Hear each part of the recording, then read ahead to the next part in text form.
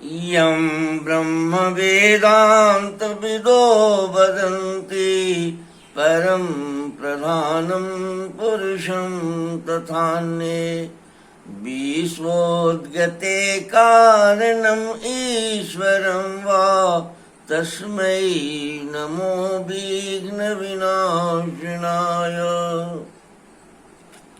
हे गणपति देवता, आप विश्व के उद्भव के कर्ता हैं, प्रबंधक हैं।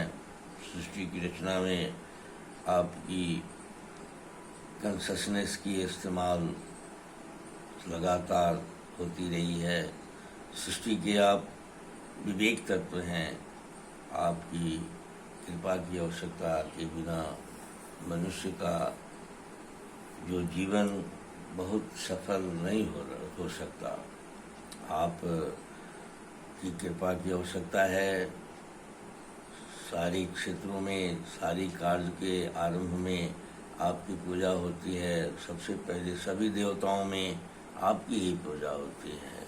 मैं भी आपके सामने प्रथम आपका उनको निवेदन करता हूँ, आपसे प्रार्थना करता हूँ कि हमारे देश में स्वास्थ्य की रक्षा की जो आयुर्वेद की जो वचन है और रोगी मनुष्यों को रोग मुक्त करने का जो वचन है, इसकी पूर्ति के लिए जो हमारे पूर्वजों ने या भारतवर्ष के वर्तमान लोगों के पूर्वजों ने जो संकल्प लिया था सभ्यता जंगली जीवन से सभ्य जीवन में जाने के लिए, और जो अनुभूत आहार विहार खान पान की जो परंपरा कायम की थी, उसमें परिवर्तन करने के बाद यह इस खान पान रहन सहन से हमारी स्वास्थ्य को क्या हो रही है, स्वलाभ हो रहा है नहीं हो रहा है, हम क्या खोए क्या पाए, इन बातों पर विचार करने की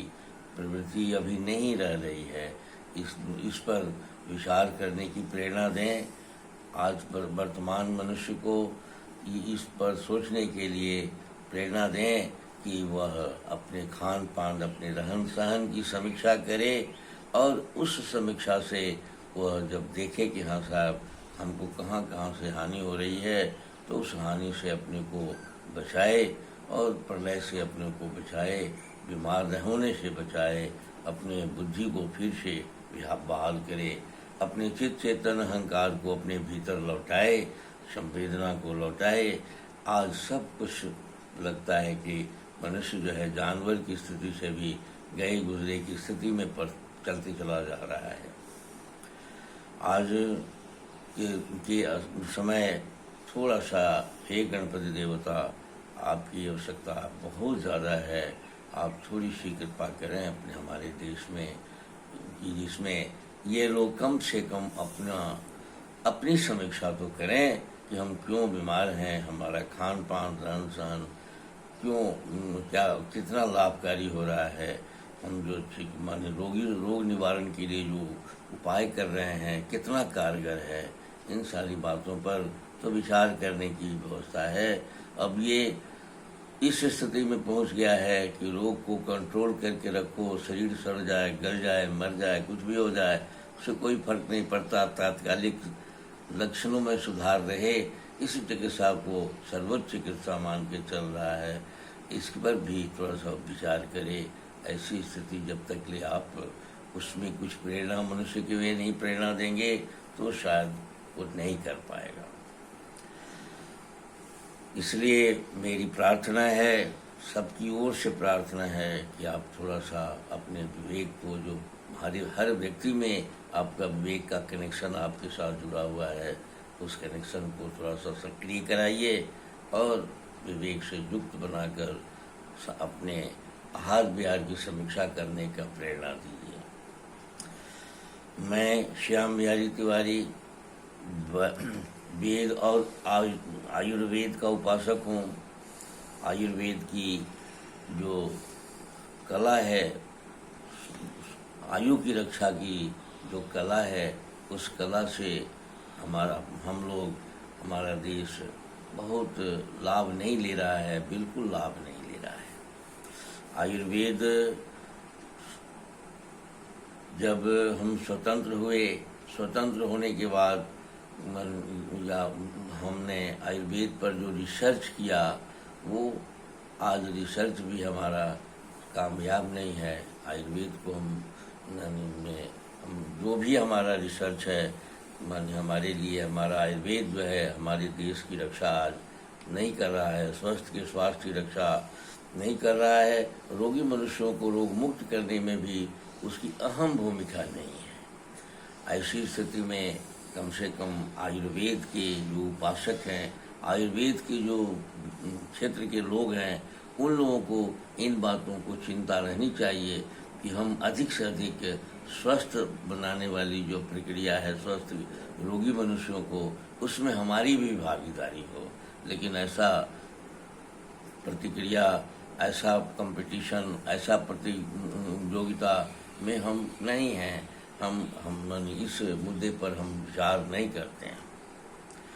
ऐसी परिस्थिति में मैं इस कार्यक्रम के माध्यम से आपको याद कराना चाहता हूँ कि साहब, आप अपने परंपरा को समझें, वर्तमान की समीक्षा करें, दोनों के सामंजस्य से अगर आहार विहार का एक ऐसा निर्धारण करें, एक ऐसी सामाजिक व्यवस्था कायम करें जहाँ की आहार और शब्द से ही रोग ठीक हो जाए, और जब वो इससे न ठीक हो तब थोड़ा सा जो कंट्रोल करने वाली जो चिकित्सा है उसका भी प्रयोग किया जाए। इस कड़ी में मैं अपने को जानने का, मनुष्य अपने को जाने, आयुर्वेद की सारी व्यवस्था को जानने की क्रिया पर हम लोग इस कार्यक्रम के माध्यम से बात करते रहे हैं। आज हम लोग मन पर बातचीत कर रहे हैं कि मन, अगले कड़ी में भी मन पर ही बात हम लोगों ने किया है। मन ऐसा है कि मन हमारे तन का, सूक्ष्म शरीर का और स्थूल शरीर का दोनों मैनेजर है। इंद्रियों के माध्यम से जो मन है हमारी, वह इंद्रियों के माध्यम से जगत से संबंध स्थापित करके और भोजन जुटाता है, जगत के साथ जुड़ के और विवेक से आत्मा,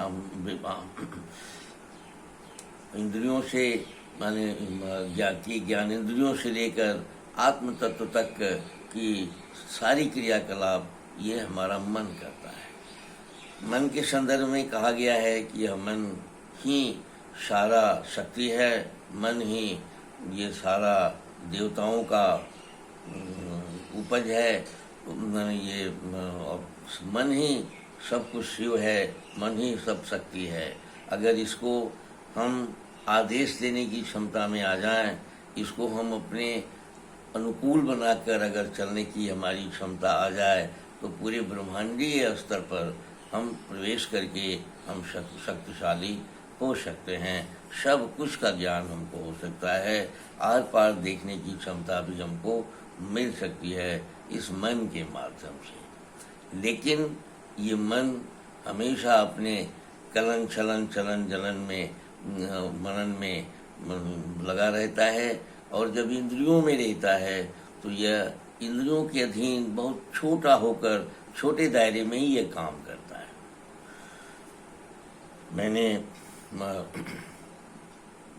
कल मनुष्य मन के कलन पर चर्चा हम लोगों ने किया है, छलन पर भी चर्चा किया है और जलन पर भी चर्चा किया है। आज हम देखते हैं कि ये मन ऐसा है कि ये कितना भी कलाबाजी करता हो, कितना भी ये छलिया हो, कितना भी जलन रखता हो, लेकिन यह स्थिर नहीं रहता है। इसमें एक गुण है, इसमें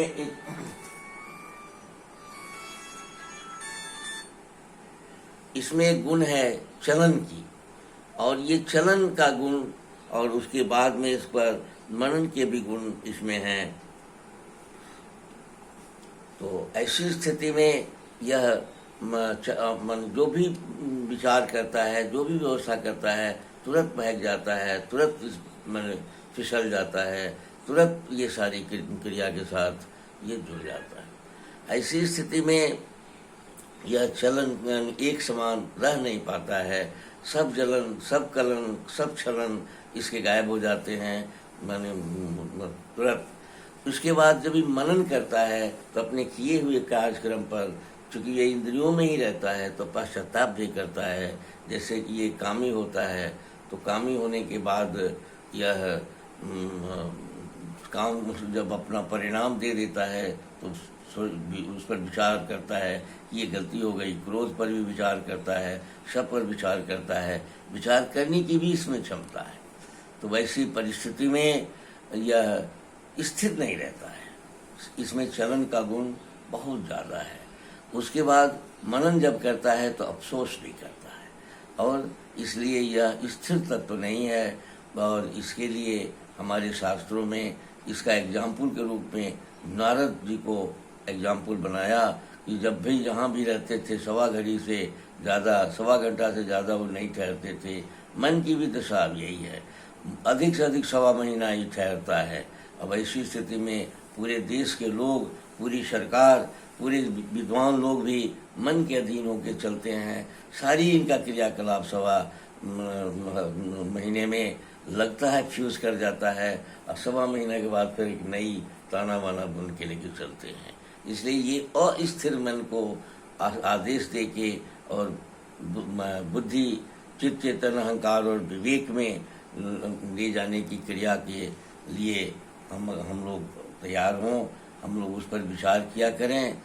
इस तरह से अगर हम इस मन का इस्तेमाल करेंगे तो हमारे लिए उपयोगी होगा, स्वस्थता के लिए भी उपयोगी होगा। इसी के साथ आज का यह कार्यक्रम आपको सौंपता हूँ। अगले कड़ी में इस पर और भी कुछ विशेष बात करेंगे। धन्यवाद।